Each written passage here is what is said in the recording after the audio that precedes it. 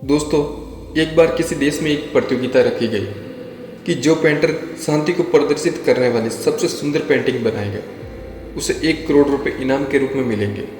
ये खबर उस पूरे देश में फैल गई क्योंकि इनाम की राशि बहुत बड़ी थी। इस प्रतियोगिता में देश के सभी बड़े बड़े पेंटर कलाकारों ने भाग लिया। सभी ने एक से बढ़कर एक पेंटिंग बनाई। जैसे एक पेंटिंग थी जिसमें बर्फ के पहाड़ थे, पहाड़ के सामने नदी बह रही थी और पहाड़ के पीछे से सूर्योदय हो रहा है।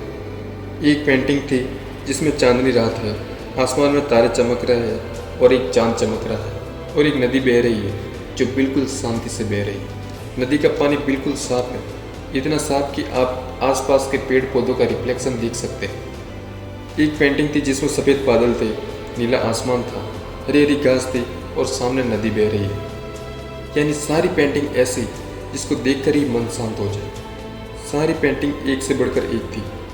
जजेस के लिए यह सिलेक्ट करना मुश्किल था कि कौन सी पेंटिंग सबसे बेस्ट है। फाइनली वो समय आ ही गया जब जज ने सारी पेंटिंग में से एक पेंटिंग को सेलेक्ट कर लिया और उस पेंटिंग को बड़े से पर्दे के पीछे रख दिया। सामने सारे पेंटर बैठे थे, मीडिया वाले और हजारों लोगों की भीड़ थी।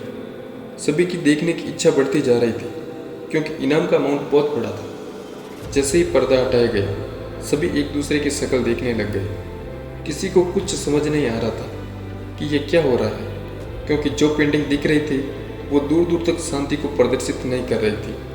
कुछ पेंटर मिलकर इस प्रतियोगिता के ओनर के पास पहुंचे और उनसे पूछने लगे कि आपने गलती से या कोई गलत पेंटिंग तो नहीं रख दी। तो आर्ट गैलरी के ओनर ने कहा कि जजेज ने इसी पेंटिंग को सिलेक्ट किया है और यही पेंटिंग आज की विनर है। यह सुनकर सभी पेंटरों ने विरोध करना शुरू कर दिया।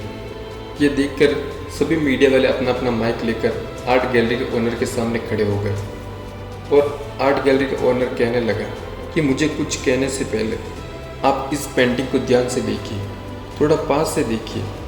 शायद आपको वो नज़र आए जो दूर से नज़र नहीं आ रहा है, क्योंकि आपने एक चीज़ तो देख ली, आंधी है, तूफान है, सब तहस नहस हो रहा है, आसमान में काले बादल है। ध्यान से देखिए, इस पेंटिंग में एक घर भी है। इस घर में एक छोटी सी खिड़की है और खिड़की के पास एक आदमी खड़ा है जिसके चेहरे पर बिल्कुल भी डर नहीं है, बल्कि एक हल्की सी मुस्कान है। यही है असली शांति। यानी शांति का मतलब ये नहीं है कि हमारे बाहर सब कुछ शांत हो और फिर हम शांत हो, बल्कि असली शांति का मतलब ये है कि हमारे बाहर चाहे कुछ भी हो रहा लेकिन हम अंदर से बिल्कुल शांत हो, हमारा मन बिल्कुल शांत हो। क्योंकि जिसका मन शांत नहीं है उसे कितनी भी सुंदर जगह पर लेकर चले जाओ वो वहाँ पर भी दुखी ही रहेगा। लेकिन जिसका मन शांत है उसके आसपास चाहे कुछ भी हो रहा हो वो वहाँ भी शांत ही रहेगा। और यही है असली शांति। Thank you for watching.